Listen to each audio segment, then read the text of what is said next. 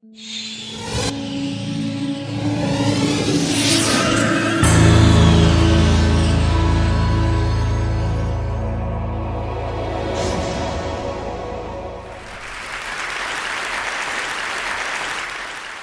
have long held a fascination for the human brain.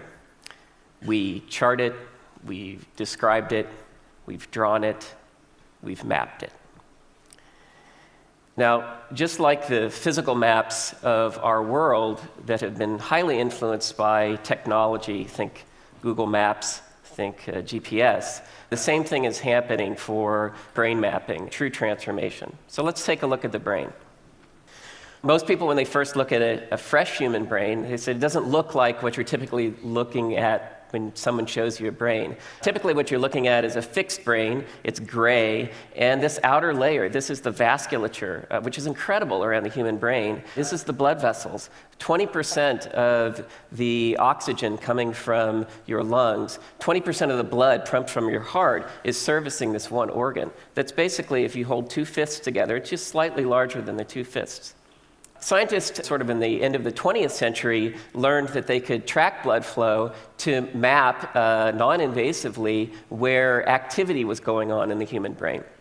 So, for example, they can see in the back part of the brain, which is just turning around there, there's the cerebellum. That's keeping you upright right now. It's keeping me standing. It's involved in coordinated movement.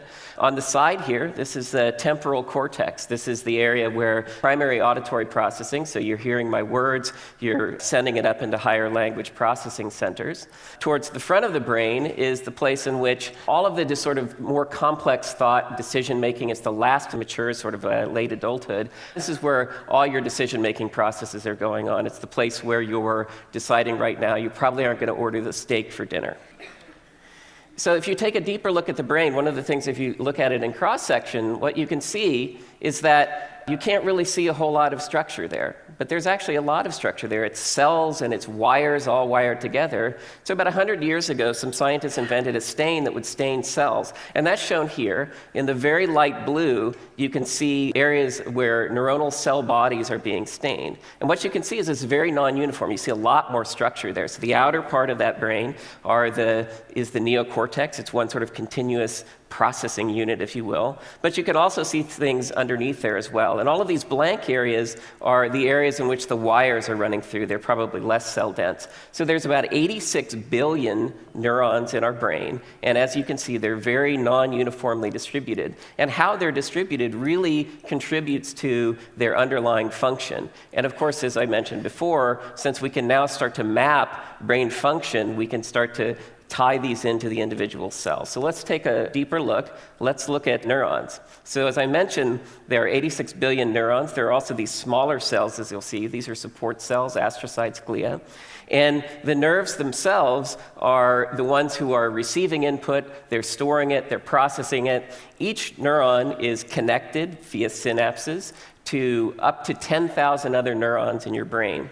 And each neuron itself is largely unique. The unique character of both individual neurons and neurons within a collection of the brain are driven by fundamental properties of their underlying biochemistry. These are proteins. They're proteins that are controlling things like ion channel movement. They're controlling who nervous system cells partner up with. And they're controlling basically everything that the nervous system has to do. So if we zoom in to even deeper level, all of those proteins are encoded by our genomes. We each have 23 pairs of chromosomes. We get one from mom, one from dad, and on these chromosomes are roughly 25,000 genes. They're encoded in the DNA, and the nature of a given cell driving its underlying biochemistry is dictated by which of these 25,000 genes are turned on and at what level they're turned on.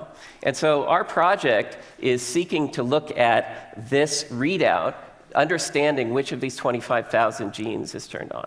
So in order to undertake such a project, we obviously need brains. So we sent our lab technician out. We were seeking normal human brains. What we actually start with is a medical examiner's office. This is a place where the dead are brought in. We are seeking normal human brains. There's a lot of criteria by which we're selecting these brains. We want to make sure that we have normal human between the ages of 20 to 60. They died a somewhat natural death with no injury to the brain, no history of psychiatric disease, no drugs on board. We do a toxicology workup. And we're very careful about the brains that we do take. We're also selecting for brains in which we can get the tissue, we can get consent to take the tissue within 24 hours of time of death. Because what we're trying to measure, the RNA, which is the readout from our genes, is very labile, and so we have to move very quickly. One side note on the collection of brains, because of the way that we collect and because we're requiring consent, we actually have a lot more male brains than female brains. Males are much more likely to die accidental death in the prime of their life, and men are much more likely to have their significant other spouse give consent than the other way around. So the first thing that we do at the site of collection is we collect what's called an MR. This is magnetic resonance imaging, MRI. It's a standard template by which we're going to hang the rest of this data. So we collect this MR, and you can think of this as our satellite view for our map. The next thing we do is we collect what's called the diffuse and tensor imaging. This maps the large cabling in the brain. And again, you can think of this as almost mapping our interstate highways, if you will. The brain is removed from the skull, and then it's sliced into 1 centimeter slices. And those are frozen solid, and they're shipped to Seattle. And in Seattle, we take these, this is a whole human hemisphere, and we put them into what's basically a glorified meat slicer. There's a blade here that's going to cut across the section of the tissue and transfer it to a microscope slide. We're going to then apply one of those stains to it, and we scan it. And then what we get is our first mapping. So this is where our experts come in and they make basic anatomic assignments. You could consider this state boundaries, if you will, those pretty broad outlines. From this, we're able to then fragment that brain into further pieces, which then we can put on a smaller cryostat. And this is just showing this here. It's frozen tissue, and it's being cut. This is 20 microns thin, so this is about a baby hair's width. And remember, it's frozen, and so you can see here old-fashioned technology of a paintbrush being applied. We take a microscope slide, and we very carefully melt onto this slide. This will then go into a robot that's going to apply one of those stains to it. Okay.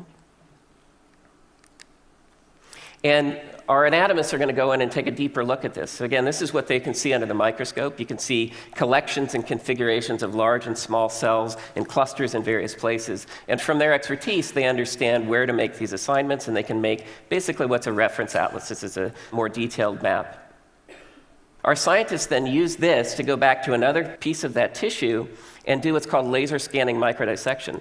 So the technician takes the instructions, they scribe along a place there, and then the laser actually cuts. You can see the blue dot there cutting, and that tissue falls off. You can see on the microscope slide here, that's what's happening in real time. There's a container underneath that's collecting that tissue. We take that tissue, we purify the RNA out of it using some basic technology, and then we put a fluorescent tag on it. We take that tagged material and we put it onto something called a microarray. Now, this may look like a bunch of dots to you, but each one of these individual dots is actually a unique piece of the human genome that we spotted down on glass. This has roughly 60,000 elements on it, so we repeatedly measure various genes of the 25,000 genes in the genome. And when we take a sample and we hybridize it to it, we get a unique fingerprint, if you will, quantitatively of what genes are turned on in that sample. Now we do this over and over again. This process for any given brain, we're taking over 1,000 samples for each brain. This area shown here is an area called the hippocampus. It's involved in learning and memory, and it contributes to about 70 samples of those 1,000 samples. So each sample gives us about 50,000 data points with repeat measurements, 1,000 samples. So roughly we have 50 million data points for a given human brain. We've done, right now, 2 human brains worth of data. We've put all of that together into one thing, and I'll show you what that synthesis looks like. It's basically a large data set of information that's all freely available to any scientist around the world. They don't even have to log in to come use this tool, mine this data, find interesting things out with this. So here's the modalities that we put together. You'll start to recognize these things from what we've collected before. Here's the MR. It provides the framework. There's an operator side on the right that allows you to turn. It allows you to zoom in. It allows you to highlight individual structures. But most importantly, we're now mapping into this anatomic framework, which is a common framework for people to understand, where genes are turned on. So the red levels are where a gene is turned on to a great degree. Green is the sort of cool areas where it's not turned on. And each gene gives us a fingerprint. And remember that we've assayed all the 25,000 genes in the genome and have all of that data available. So what can scientists learn about this data? And we're just starting to look at this data ourselves. There's some basic things that you would want to understand. Two great examples are drugs, Prozac and Wellbutrin. These are commonly prescribed antidepressants. Now remember, we're assaying genes. Genes send the instructions to make proteins. Proteins are targets for drugs. So drugs bind to proteins and either turn them off, et cetera. So if you want to understand the action of drugs, you want to understand how they're acting in the ways you want them to, and also in the ways you don't want them to, in the side effect profile, et cetera. You want to see where those genes are turned on. And for the first time, we can actually do that. We can do that in multiple individuals since we've assayed two.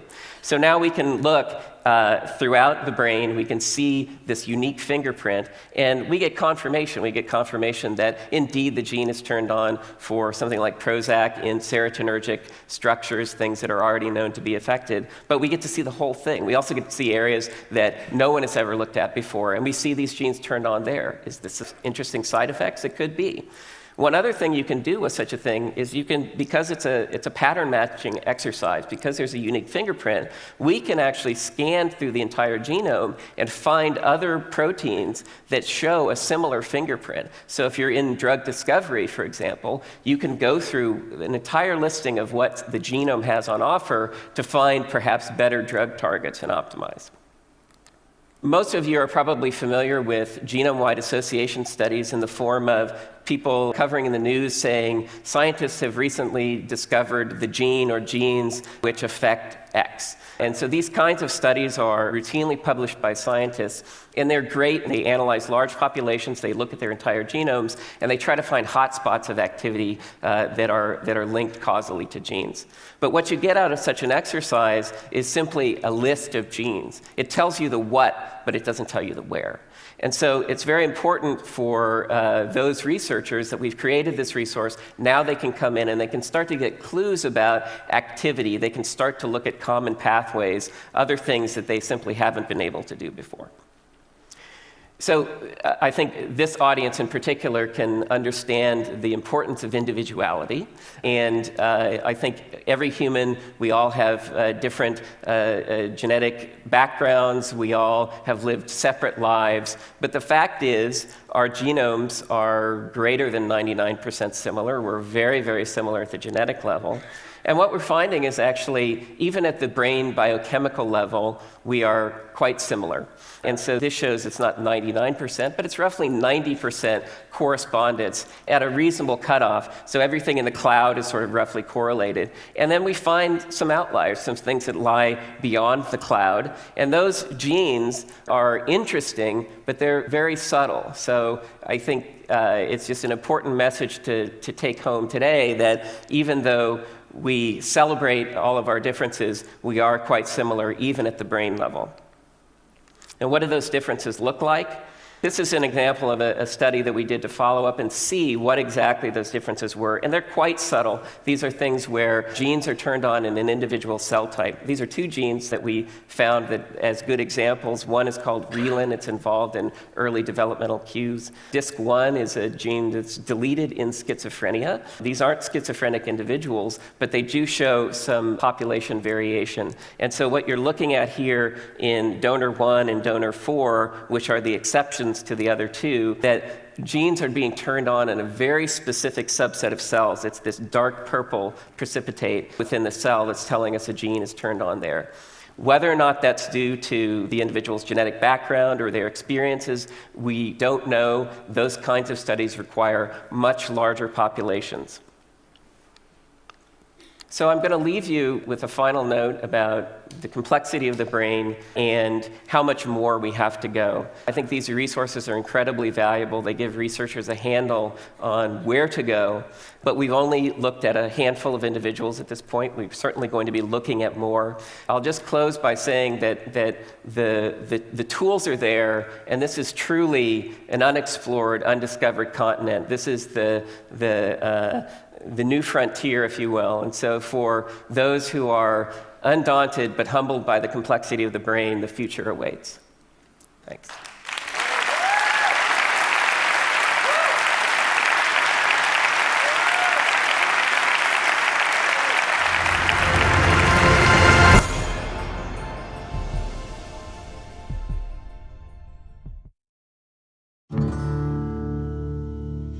When I was 16, I found this motorcycle. It was a dilapidated piece of junk that wasn't going, but I realised how special it was. Restoration of this motorcycle has taught me to improvise with mechanical things. My name is Mark Lesek. I live in Hobart, Tasmania. I'm Director of Dynamic Welding and Engineering. It's a pretty cool place. We do machine shop work. We do aluminium welding. 7 years ago, I had an accident and lost the best part of my arm. I got a prosthetic on my own insurance. It didn't work. It was very unreliable. It wasn't fixed to my body and flopped about. It simply wasn't up to the job. I thought, if you can fix your own motorcycle, why can't you fix a prosthetic? So I did a search to find out as much information as possible and came across the Cairns artificial arm. This is an antique arm from the early 1900s, and in its time it was so mechanically advanced. With patent search on Google, I was able to find every single Cairns patent online. So I set about trying to reverse engineer it.